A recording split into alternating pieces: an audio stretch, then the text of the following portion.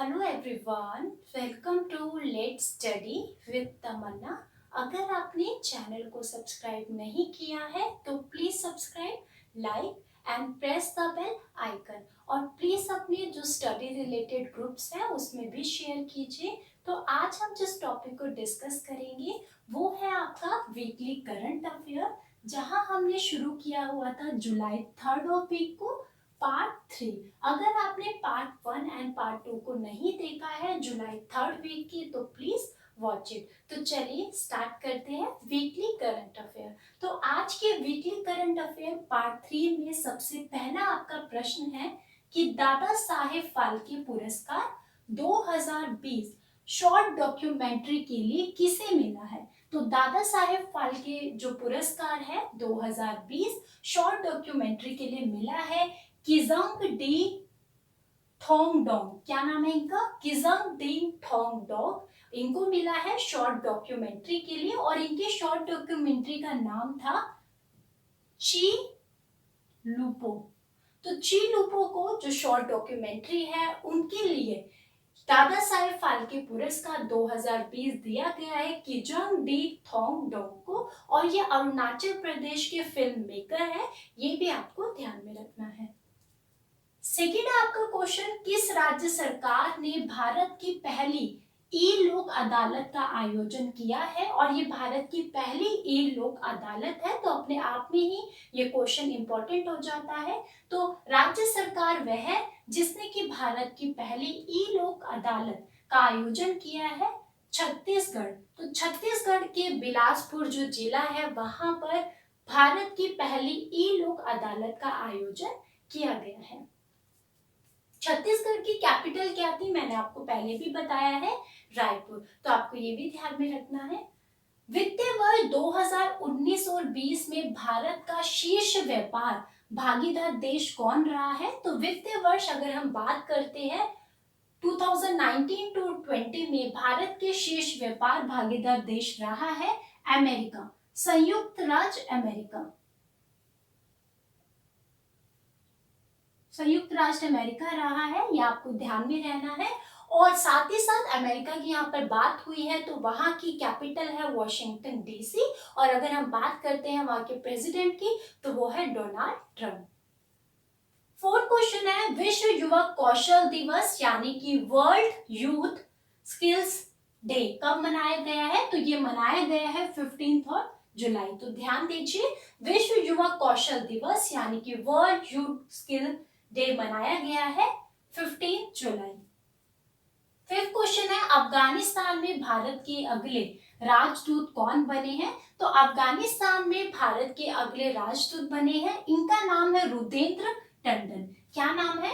रुदेंद्र टंडन। और इससे पहले पार्ट 2 में मैंने आपको बताया था कि बांग्लादेश में भी भारत के नए राजदूत नियुक्त हुए हैं और उनका नाम क्या है? विक्रम दुर्रेस्वामी। तो आपको वो भी ध्यान में रखना है कि बांग्लादेश में कौन से भारत के राजदूत नियुक्त हुए हैं और अफगानिस्तान में कौन से हुए हैं, वो है रुदेंद्र टंडन। सिक्स क्वेश्चन है आपका कि किस देश ने भारत को चाबहार रेल परियोजना से बाहर कर दिया है। तो ये आपके अपकमिंग एग्जाम के पॉइंट ऑफ व्यू से काफी इंपॉर्टेंट क्वेश्चन है। तो वह देश जिसने की हाल ही में भारत को चाबहार रेल परियोजना से बाहर कर दिया गया है उसका नाम है ईरान। तो ईरान की बात आई है तो ईरान की कैपिटल क्या है? तेहरान।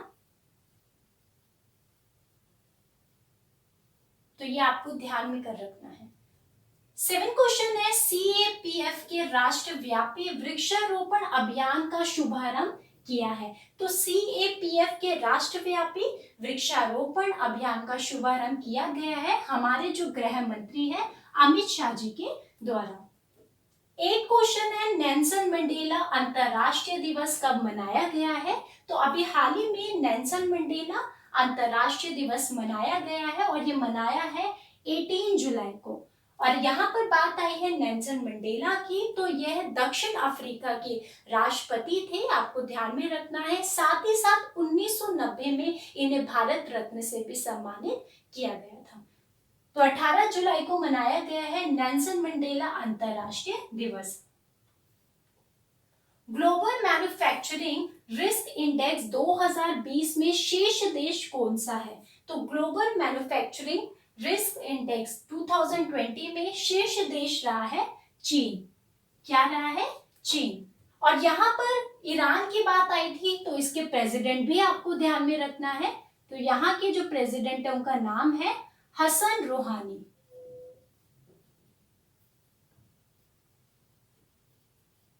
क्योंकि काफी एग्जाम में जो प्रेसिडेंट होते हैं या आपके सीएम होते हैं, इन सभी गवर्नर्स को पूछ लिया जाता है।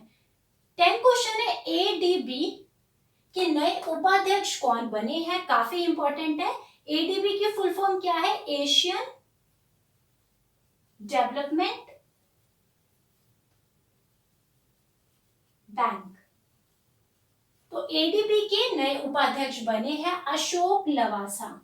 कौन बने हैं? अशोक लवासा जी बने हैं एडीबी के नए उपाध्यक्ष। और एडीबी की बात आई है, यहाँ पर हमने फुल फॉर्म को तो डिस्कस किया ही है कि एशियन डेवलपमेंट बैंक। और ये कब बना था? यानी कि फाउंड हुआ था 1966 में। ये भी आपको ध्यान में रखना है। करंट में जो इनकी मेंबर कंट्रीज है वो है 68 कंट्रीज। तो ये इंपॉर्टेंट फैक्ट है जो इसके साथ आपको ध्यान में रखने। और एक चीज और, अगर इसके हेडक्वार्टर्स की बात आती है तो वो है फिलीपींस में।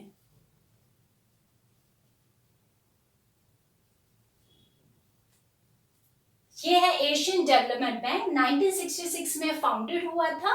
मेंबर कंट्रीज की बात करें तो 68 कंट्रीज है और हेडक्वार्टर्स का है फिलीपींस में। तो आज हमने कुछ और इम्पोर्टेंट करंट अफेयर को डिस्कस किया है पार्ट 3 में। आई होप आपको ये लेसन पसंद आया होगा। Keep learning, keep supporting. Thank you so much.